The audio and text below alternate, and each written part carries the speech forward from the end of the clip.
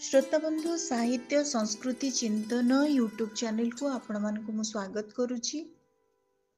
आज पृथ्वी माता जन्म कथा ये शीर्षक एक सुंदर आलेख्य आम सहित अच्छी जार लेखक होउछंती विशिष्ट पुराकल्पवादी आलोचक श्री अर्जुनी चरण बेहेरा।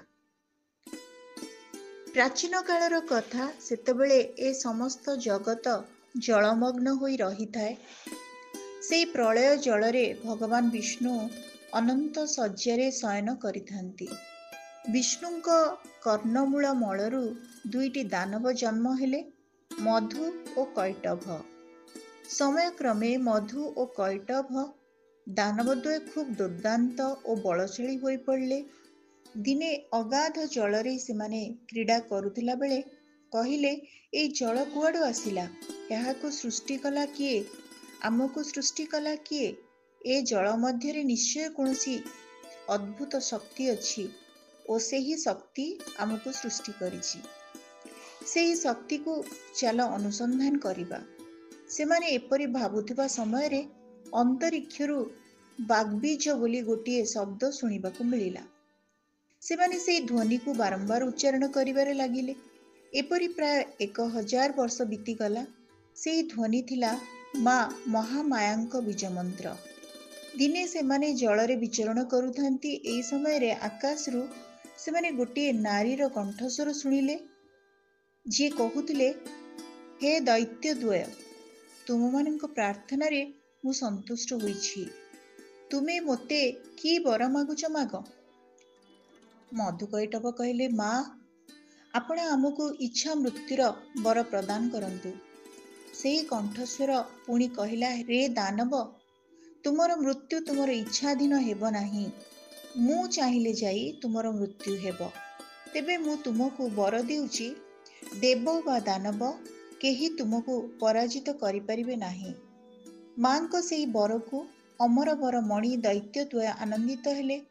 किछि दिन परे दैत्यद्वय दिने जलरे घुरी बुलुथिला बेले तांकर दृष्टि पड़िला कमल पुष्प उपरे विराजमान करिथिबा ब्रह्मांक उपरे। ब्रह्मा भगवान विष्णुंक नाभि कमलरु जन्म होई कमल पुष्प उपरे बसी सृष्टि सर्जना पई चक्षु मुद्रित करी भगवान विष्णुंक ध्यान रे बसिथिले। पूर्वरु कौनसी जीवों को देखि नथिबा असुरद्वय ब्रह्मा को देखिबा मात्रे तांको कहिले, आस आम सहित युद्ध कर। एमिति आखि बुझी बसछ कण?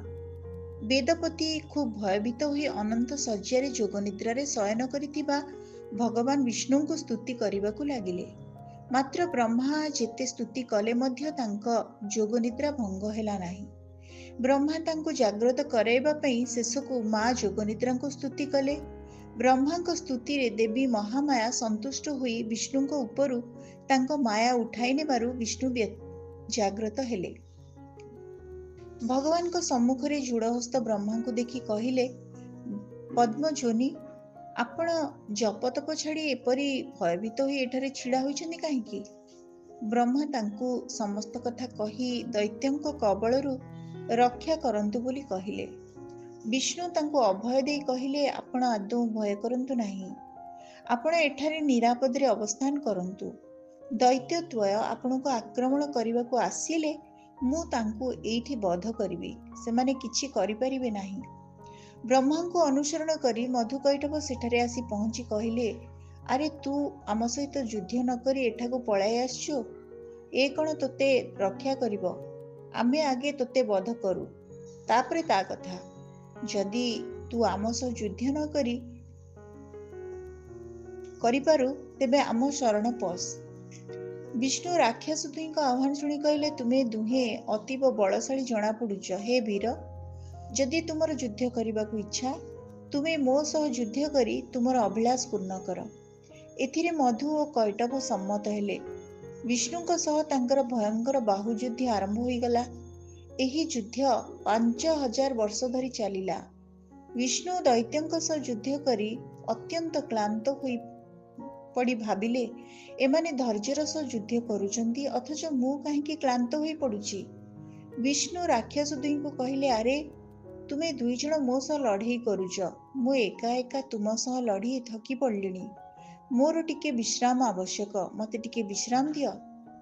ଦୈତ୍ୟ ମଧୁ ଓ କୈଟଭ ଏଥିରେ ସମ୍ମତ ହେଲେ। ବିଷ୍ଣୁ ବିଶ୍ରାମ ନେଉଥିଲା ବେଳେ ଦୈତ୍ୟ ଦ୍ୱୟଙ୍କୁ ଅଭୟ ଦେଇଥିବା ମା ଭଗବତୀଙ୍କୁ ଧ୍ୟାନ କଲେ। ମା ପ୍ରସନ୍ନ ହୋଇ କହିଲେ, ହେ ବିଷ୍ଣୁ, ଜଗତର ମଙ୍ଗଳ ପାଇଁ ମୁଁ ମାୟା ବିସ୍ତାର କରି ଏହି ରାକ୍ଷସଙ୍କୁ ମୋହିତ କରିଦେବି। ସେହି ସମୟରେ ରାକ୍ଷସଙ୍କୁ ତୁମେ ନିଧନ କରିବ। ତୁମେ ପୁନଃ ଯୁଦ୍ଧ କର। ପୁଣି ବିଷ୍ଣୁଙ୍କ ସହ ରାକ୍ଷସଙ୍କର ପ୍ରବଳ ଯୁଦ୍ଧ ଆରମ୍ଭ ହୋଇଗଲା। ଏହି ସମୟରେ ମୋହିନୀ ରୂପରେ ମହାଦେବୀ ରାକ୍ଷସ ଦୁହିଁଙ୍କୁ ମୋହିତ କରି ନିର୍ବଳ କରିଦେଲେ। ସେମାନେ ଆଉ ଯୁଦ୍ଧ କରିପାରିଲେ ନାହିଁ। ଏତିକି ବେଳେ ଭଗବାନ ବିଷ୍ଣୁ କହିଲେ, ହେ ମହାବୀର, ମୁଁ ତମ ସହ ଯୁଦ୍ଧ କରି ଅତ୍ୟନ୍ତ ପ୍ରୀତ ହୋଇଛି। ତୁମେ ମୋତେ କି ବର ମାଗୁଛ ମାଗ। ମାୟା ମୋହିତ ରାକ୍ଷସ କହିଲେ, ତୁମେ ଆମକୁ କି ବର ଦେବ ହୋ? ବରଂ ତୁମେ ଆମକୁ ବର ମାଗ। ବିଷ୍ଣୁ କହିଲେ, ହେଉ, ତାହା ହିଁ ହେଉ। ତାହେଲେ ତୁମେ ମୋତେ ଏହି ବର ଦିଅ ଯେ ତୁମେ ମୋ ହାତରେ ମୃତ ହେବ। ମଧୁ କୈଟଭ ଦୁଇ ଭାଇ ନିଜ ଜାଲରେ ନିଜେ ଛନ୍ଦି ହୋଇ ପଡ଼ିଲେ। ଚତୁର୍ଦିଗରେ ଅନନ୍ତ ଜଳରାଶିକୁ ଚାହିଁ ସେମାନେ ଟିକେ ଚିନ୍ତା କରି କହିଲେ, ଠିକ୍ ଅଛି, ଆମକୁ କୌଣସି ଏକ ଜଳଶୂନ୍ୟ ଜାଗାରେ ପକେଇ ପାରି ମାରିବ ତ ଦେଖ। ସେମାନେ ଭାବିଥିଲେ, ଚାରିଆଡ଼େ ତ ଜଳଶୂନ୍ୟ ଜାଗା ଅଛି ଯେ ଇଏ ଆମକୁ ପକାଇ ମାରିବ। ଭଗବାନ ବିଷ୍ଣୁ ଆଉ କାଳ ବିଳମ୍ବ ନ କରି ସୁଦର୍ଶନ ଚକ୍ରକୁ ସ୍ମରଣ ପୂର୍ବକ ନିଜର ଜାନୁକୁ 4000 କ୍ରୋଶ ଯାଏ ବିସ୍ତାର କଲେ। ବିଷ୍ଣୁ ଦୈତ୍ୟ ଦ୍ୱୟଙ୍କୁ କହିଲେ, ଦେଖ, ସମ୍ପୂର୍ଣ୍ଣ ରୂପେ ଏ ଜଳଶୂନ୍ୟ ସ୍ଥାନ।